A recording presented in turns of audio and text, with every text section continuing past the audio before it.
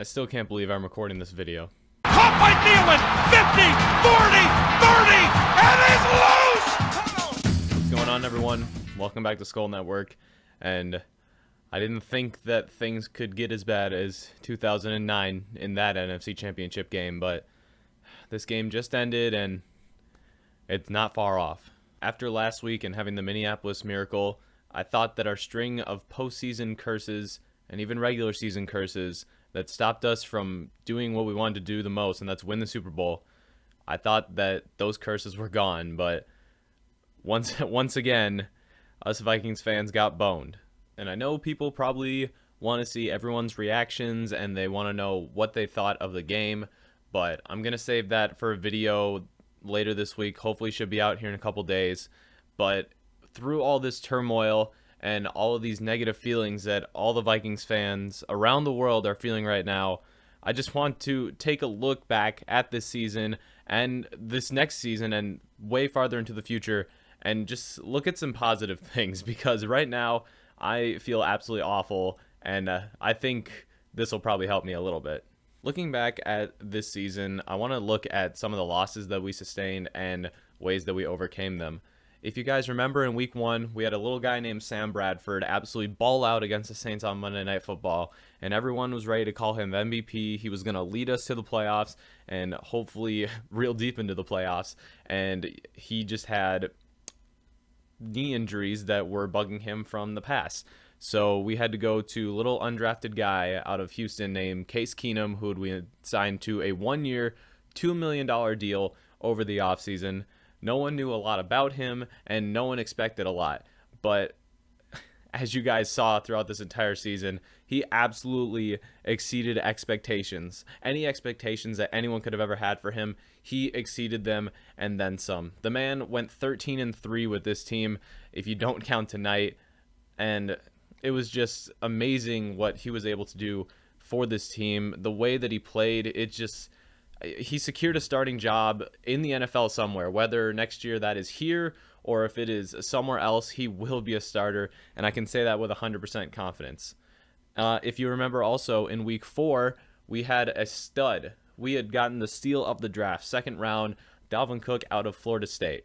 The man was leading the NFL in rushing at the time that he went down, and it definitely didn't look good at first, and it ended up not being good, as he was lost for the season with an ACL injury, a torn ACL at that, and we had to revert to Jerick McKinnon, who we all knew and loved, and we knew he was relatively capable, and then Latavius Murray, who we had signed in the offseason, and he hadn't been able to participate much in OTAs and training camps, but there was still a bit of a bright side, and those two became probably one of the best 1-2 punches in terms of running backs in the entire league, and they helped us win a lot of games, and they were both very versatile. Jerick McKinnon, as we know, was a very good pass catcher out of the backfield, and as the season went on, Latavius Murray became more and more of a bruiser who was great for goal line stuff, and they were just both absolutely great when they needed to be great.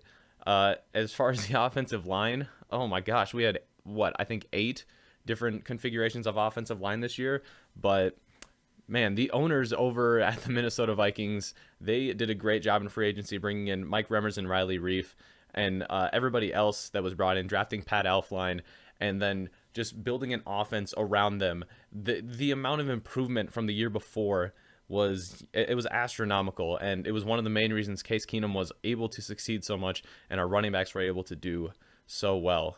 As far as defense, I mean, what can you say?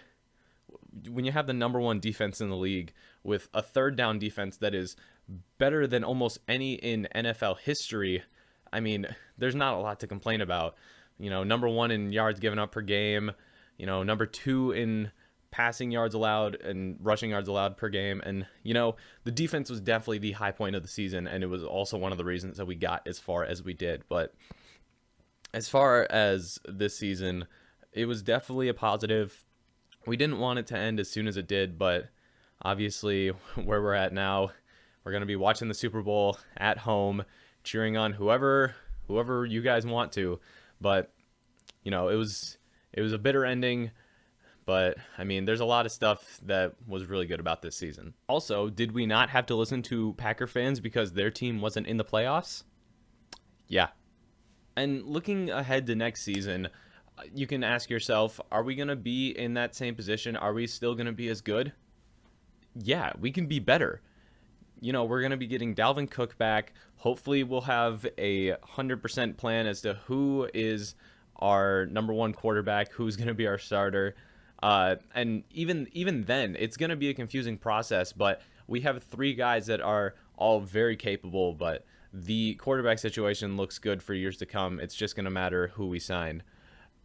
So like I said, is the defense going to be the same? Yeah, we locked up all of our key players, Linval Joseph, Xavier Rhodes, all of our big guys that are, you know, some of our best players. We locked up this offseason with new contracts. So the defense is not going anywhere. It's going to be the same level that it is, or that it was this past season. And I think that next season has a lot of potential. I think we can go even farther than this season. And although we had the ending that we did to this season, I sincerely hope that every single one of you watching that are already Vikings fans do not get discouraged about what just happened in front of your eyes. We had situations like this before. You know, we had 09. Obviously, it wasn't as bad as a blowout, but we had the year after that where things didn't go so hot. We had to wait a while, but you know, we eventually got back into things. We eventually won the division again. We eventually got back in the playoffs. And, you know, this time around we got, you know, we were one step away. Obviously, the step on that stairs was probably a little bit higher than most were, and that's why we couldn't get over it. But there's going to be better times here in the future for this team. I think they're going to be very good and dominate in this league for, you know, years to come. I think that the Packers can start to move over as Aaron Rodgers ages, and I think that things have a very good outlook here. So concluding this video, I know you guys are all sad, but I hope this was able to lighten the mood up just a little bit. If you guys like the video, if it helped you out just a little bit, drop a like on it, and I'm not even going to ask you guys to subscribe because I know a lot of you guys are just in the fields right now. I don't want to have to ask you to do anything. So I'll see you guys all in the next one. 30, and he's